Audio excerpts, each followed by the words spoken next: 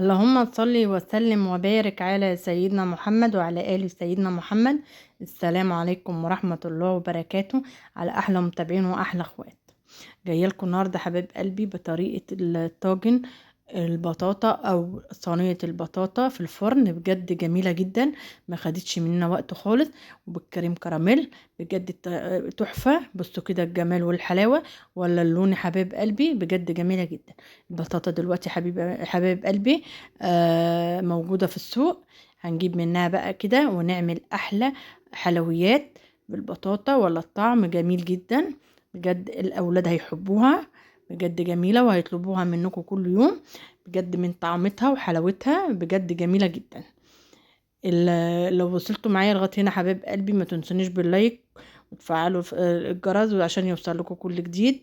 بس كده الجمال والحلاوة حلوة قوي، ما خدتش مننا 10 دقايق وكنا مجهزين الجمال والحلاوة دي.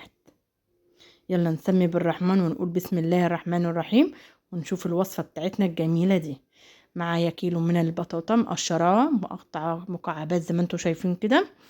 هنبقى ننزل بقى كده بكوباية من السكر وكوباية من المية، وهننزل بقى كده حبايب قلبي هنرفعها على النار لغاية اما تستوي معانا السوا كامل زي ما انتوا شايفين كده حبايب قلبي. كده بقى كده نزلت كده بقى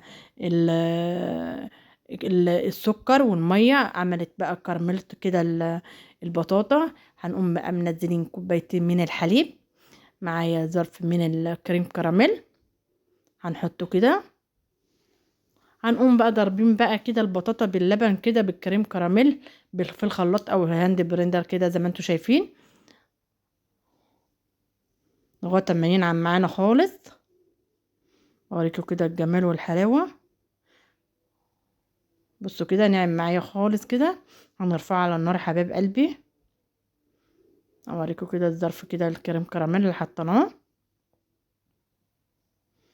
وهنرفعه على النار. بصوا كده الجمال معايا بقى كده رشة من الفانيليا تدينا طعم وحلاوة.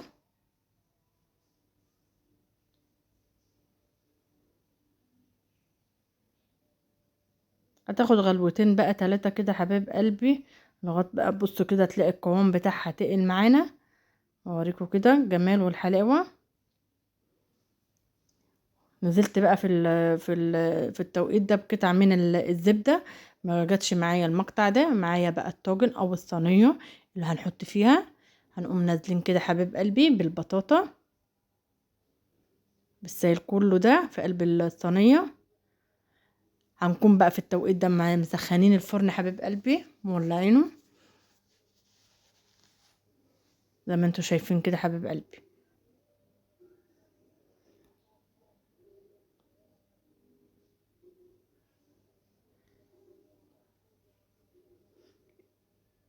الكريم العسل بتاع الكريم كراميل حبيب قلبي هنقوم بقى سايبينه كده للاخر. هنجيب بقى شوية سكر بودر بيدينا بقى اللون الجميل اللي انتوا شفتوه في اول الفيديو حبيب قلبي، بيدينا كرملة كده على الوش زي ما انتوا شفتوا كده في اول الفيديو.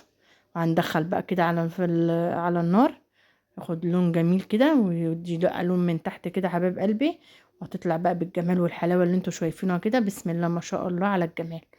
مخدش مننا وقت خالص حبايب قلبي، وكانت جهزت احلى صينيه بطاطا في الفرن بالكريم كراميل بجد جميله جدا.